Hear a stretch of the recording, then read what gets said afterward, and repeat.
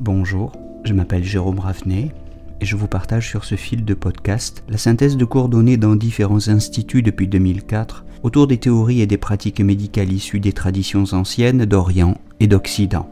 Bienvenue sur Énergie Tradition Santé à tous ceux qui nous écoutent avec discernement.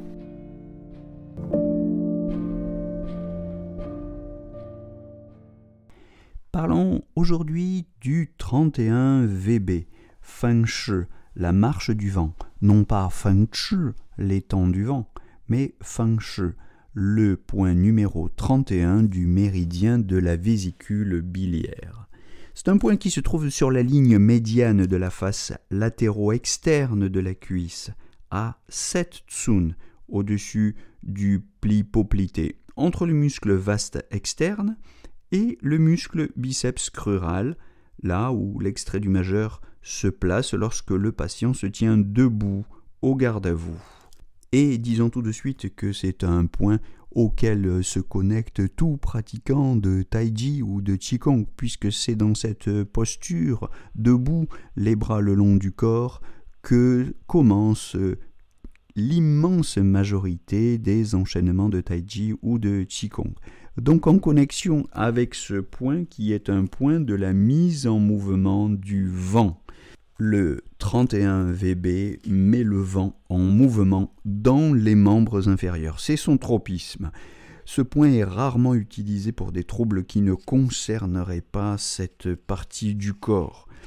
C'est l'un des points fondamentaux du méridien de la VB avec le 30 VB, le 34, le 39 et le 40 VB dont nous reparlerons bien sûr pour traiter les paralysies, les rhumatismes, les syndromes BI, les hémiplégies, les syndromes d'atrophie, les syndromes Weijing, les engourdissements, les sciatiques, les douleurs situées plus particulièrement dans la hanche, la cuisse et le bord externe du genou.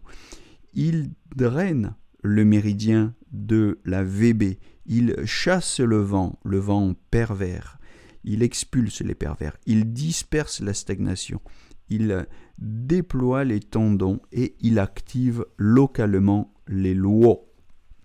Marche du vent, ville du vent, Feng Shi, c'est son nom, qu'il doit au fait qu'il disperse le vent et traite le prurit. Il traite également le prurit, notamment en association avec le 11GI et le 10-RAT qui régularise le sang pour disperser le vent et traiter les démangeaisons.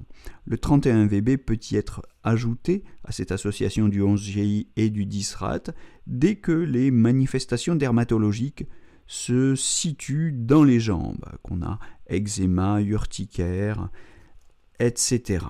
C'est un point qui est particulièrement sensible chez les patients qui sont en plénitude au niveau du vent, qu'on piquera en direction de la hanche, soit perpendiculairement en direction de la cuisse, soit vers le bas en direction du genou, selon la zone que l'on veut viser.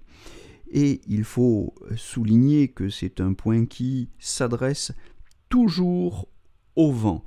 Pour les sciatique, vent-humidité, pour les hémiplégies, c'est du vent interne, pour les engourdissements du vent interne par vide de yin ou vide de sang, pour le prurit cutané du vent sécheresse ou du vent chaleur, etc. Donc à chaque fois que le vent fait partie des facteurs pathogènes qui entrent dans le syndrome à traiter.